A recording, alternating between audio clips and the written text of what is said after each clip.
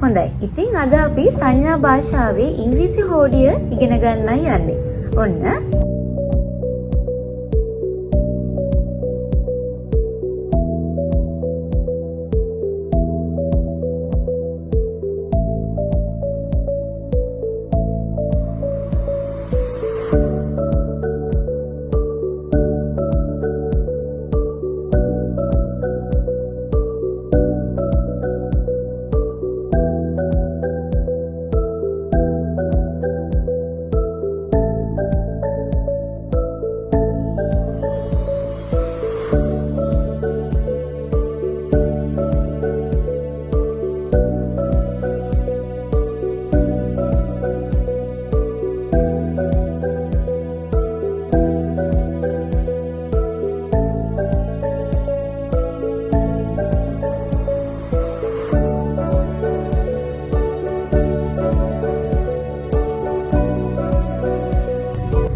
හොඳයි. ඔන්න එහෙනම් ඉංග්‍රීසි භාෂාව ඔන්න ඉගෙන ගත්තා.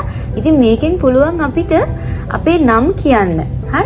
සංඥා භාෂාවේ විශේෂාබාධිත ළමයින්ට සංඥා භාෂාවෙන් අපිට පුළුවන් අපේ අකුරු, අපේ නම් මේ අකුරු භාවිතා කරගෙන කියන්න. ඉතින් තවත් වීඩියෝ වලින් අපි හමු වෙනවා.